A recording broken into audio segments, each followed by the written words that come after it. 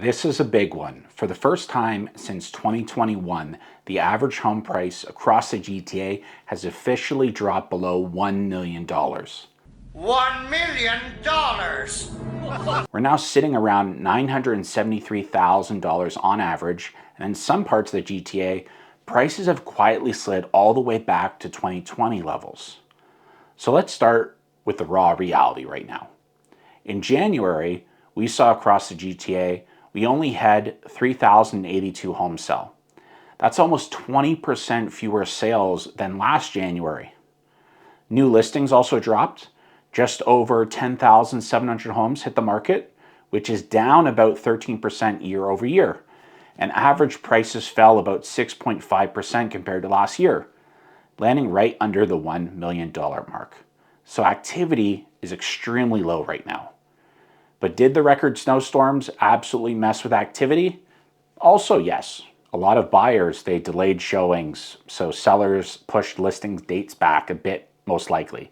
So January was kind of double whammy. You had high uncertainty and you had brutal weather, which always equals record low activity. But what was happening behind the scenes was really interesting.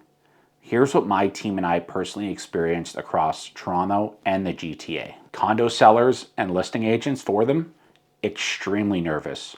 We were getting constant calls like, I saw you just at that showing. Are you guys thinking about submitting something? Would they consider doing an offer even if it was a low on your clients? And that tells you everything you need to know about the market.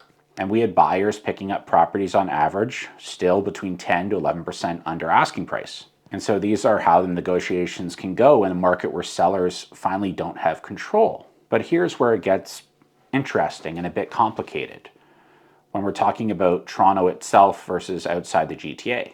So we saw in Toronto that some areas were still very competitive in certain pockets, especially for nicely renovated homes that had good school districts, that were walkable neighborhoods, that were turnkey renovated properties.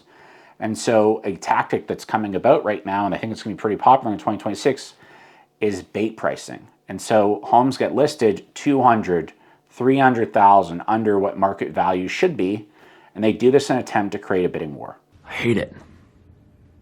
And so we personally ran into several multiple offer situations last week. Here's something I also want to advise you to understand clearly about these kinds of situations is that when there's like 10, 12 buyers offering on the home, the only person who wins is the seller. Because usually whoever wins that house almost always overpays. And they usually have to waive all of their conditions too and buy it firm. And so we saw that occur multiple times last week with lots of clients. And so oddly enough, because of the bait pricing, there are still bidding wars out there for certain homes. But they're very specific. Everything else, it's sitting longer, right? Those homes outside the GTA, they're still getting price cuts. They're quietly selling, much under asking. And I'm curious, and drop this in the comments. I feel like the massive bait pricing that should be fined or banned. I think if you list a home for $600,000 and you won't sell it for under $1 million, I feel like that is not acting in good faith. And I think it harms the industry by wasting everyone's time, especially buyers' time. What are your thoughts on that tactic? I would love to hear it in the chat. Now, before we get into the January stats, if you're new here, I'm Carl. I help buyers and sellers all across the Greater Toronto Area. My team and I have helped over 300 plus families move across the GTA. If you're thinking about buying or selling in 2026 and want to understand your options, there's a link in the description below where you can book a call with me directly. We also give every buyer a free home warranty and a move-in cleaning service when they purchase with us. Wow, that's great. Now, the January stats. So detached homes were down in sales. Condos were down, and townhomes were down in sales. And so prices have also dropped across basically every category. So this isn't just one segment struggling.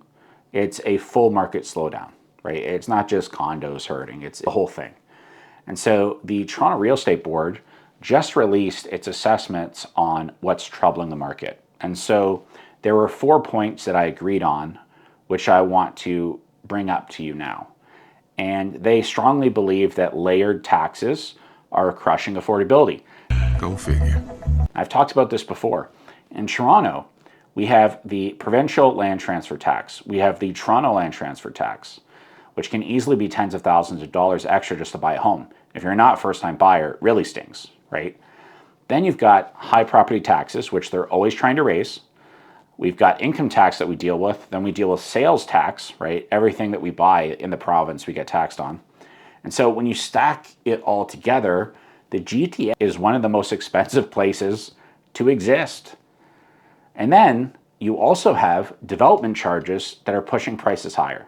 So builders, if you didn't know, builders typically pay about $120,000 per unit on some homes and around $70,000 per unit on condos. Another cash grab by our government.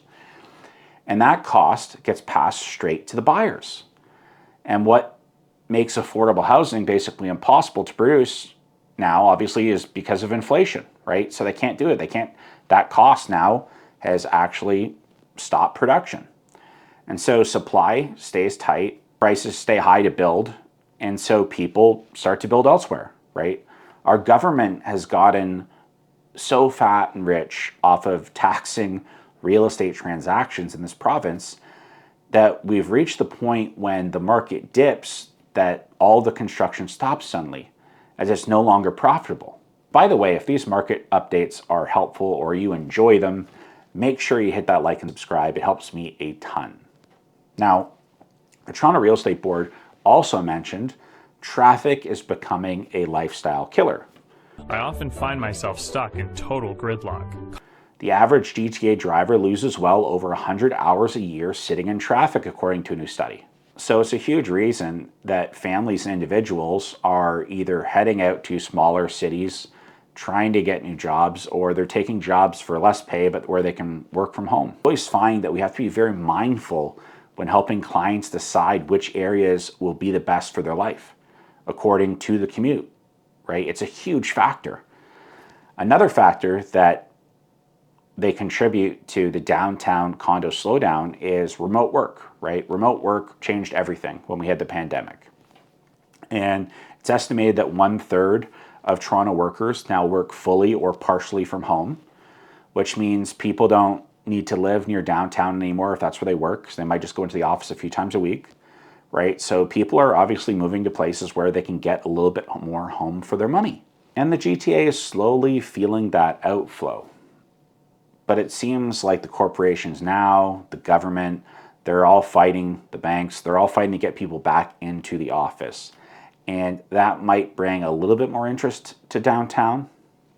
But at the end of the day, it all comes back to this. Housing costs and affordability in the GTA has massively outpaced income growth. And when the average home is still near $1 million, right, or $970,000, plus massive taxes, plus high carrying costs, plus inflation, the grocery store, gas, all of these things that we're getting hit, a lot of families simply can't make it work anymore. And so demand softens, and that's exactly what we're seeing now. So what does this mean for buyers in 2026? Well, this is a moment where you're going to have a lot of negotiating power, right? More than many have had in years. You're going to see listings with a lot of price reductions, right? Extremely motivated sellers. You're going to see bank sales lowering street values and pulling down the comps. You should see fewer bidding wars, but like I said, people are bringing back bait prices. You will be able to use conditions, which I think is one of the most underrated things, right? Having a home inspection, being able to get your financing condition, protecting yourself. But you still have to be smart. Not every listing is a deal. Some sellers are still living in unrealistic price range. And so that's where strategy matters, right? And so for sellers, my advice to you if you're selling in 2026 is you've got to price correctly. The homes that are selling fast are priced right from day one because you only get one first impression, right? They have to be presented properly. They have to be marketed aggressively. You can't just list a home on the MLS and not do additional marketing like most people do. And you can't end up chasing the market down, right? So if your home sits on the market, you're going to end up reducing your price. You're going to end up selling for way less in the end. So January was slow, but it wasn't dead.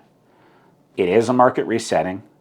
Power is firmly in the hands of buyers, except for these frustrating bait price listings, which really annoy me. And prices are adjusting. And the GTA is slowly becoming more realistic and affordable again. 2026 is shaping up to be a very different real estate year than what we've seen over the last few. And I'm glad you'll be along for the ride, watching this channel to play out. But if you're thinking about making a move this year and want advice, book a call through the link below and we can talk soon. Until next time, thanks for watching.